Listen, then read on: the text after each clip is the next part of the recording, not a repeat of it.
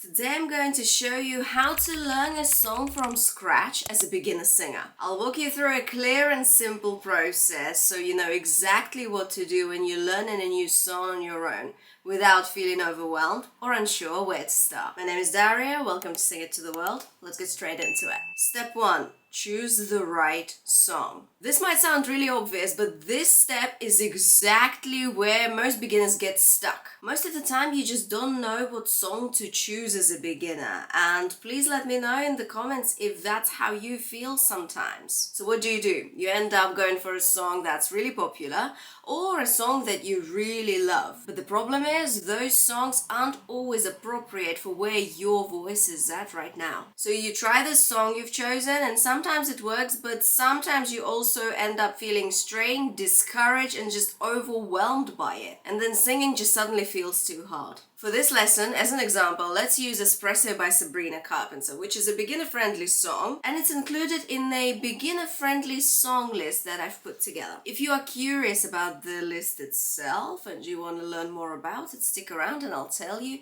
about it a little bit later. For now, let's focus on the process itself. Step 2. Prepare your lyrics. You can print your lyrics out or use a tablet, use like an app, which is what I'm going to use. I'm using PeerScore today. I will leave you all the information in the description below. The key thing with your lyrics is to make sure that they're clearly laid out. So make sure that the verses are separated from choruses, for example, and that there aren't any big blocks of text, because you'll need to like underline some words, maybe write some notes on difficult sections. So you want to make sure that you can actually do all of that when working with your lyrics. And what you do is you helping yourself by providing that visual clarity. It helps you see the song structure clearly and take notes if you need to. Step 3. First full listen. Now I know it sounds really obvious, but we really need to listen to the song all the way through. The purpose of the first full listen is to just observe and notice. We're not really singing yet. Notice what stands out immediately when you listen to the song and write it down in your lyrics. It might be a high note, it might be like a big chorus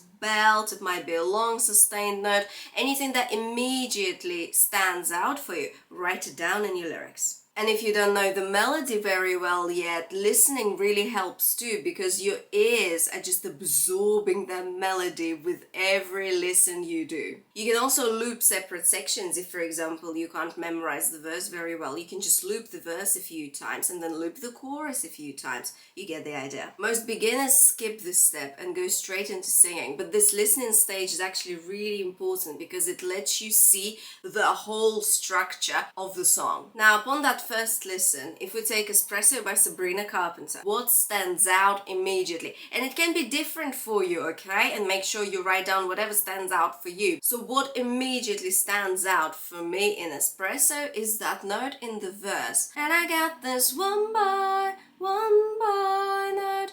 That goes up, doesn't it? And it stands out from like the whole verse melody. So let's note that down. We're gonna put like arrow going up next to one boy. So one boy, there you go. And that just straight away gives you like a visual confirmation of what you're doing with your voice. Another thing that stood out to me upon the first listen is now here's pause there. Thinking about me every night, oh, etc. Yeah, so now is there's that little pause. So you want to make sure that you remember that. So we want to do like a little, maybe like a little tick there, yeah? Just to signify that there is a pause there. Now here's pause. And again, you'll just look at your lyrics and you'll straight away remember what it is. We just linked something visual with an action, which is taking a pause. And also writing it down, you know, your brain memorizes things so much better when you write things down. And it can be something as little as just an arrow or a tick. So give it a go. Note the things that stand out to you upon the first listen. Step 4. Second listen and light sing along. On the next listen, let's say we start singing along gently. This is not really a performance mode. Just think of it as light singing. And as you do so,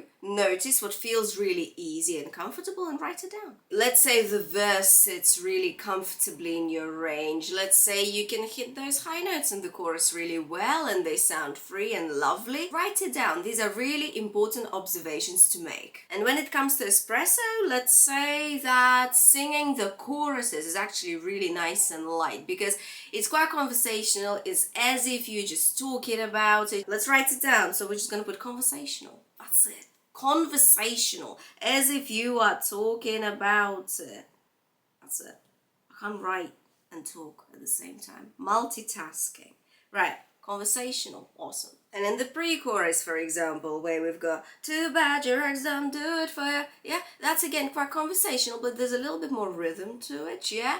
It's a little bit more active per se, not super active, but you know what I mean. It's a little bit more rhythmic. So write it down, just put rhythmic. That's it. Step 5. Identify challenging sections. Now let's start noticing what feels challenging. This could be higher notes, longer notes, belted moments, or anything that feels strained, unstable, or unreliable right now. This isn't about labeling the song as bad or something that you can't sing. We're just gathering information. We're learning what this particular song is asking of your voice. As an example, in Espresso, although the choruses feel quite conversational and light to sing, there might be an issue with breath control. What does that mean? You just might be running out of breath a bit quicker because it's quite, there's pace to it. So what do? We tick the places where you need to take a breath, for example. So now we did the tick there already. Think about me every night, oh, is it that sweet? I guess so. Quick breath there. Yeah.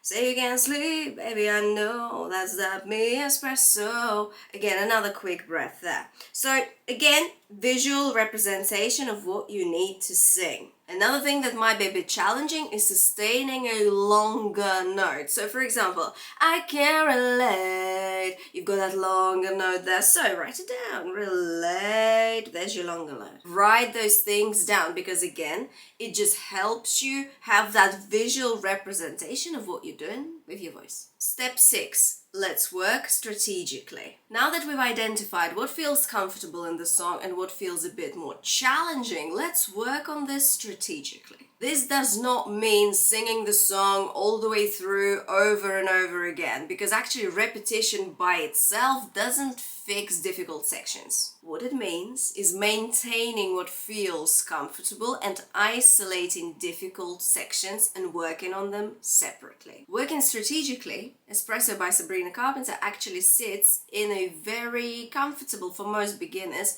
chest voice range. So let's write it down. So let's say just general notes on the side, yeah? We just write chest, voice. Now we isolate the difficult bits. But remember we talked about breath control in the choruses, yeah? Because that might come up. It might not, but it might also come up. So if it does, we want to write it down. Just something to remember, yeah?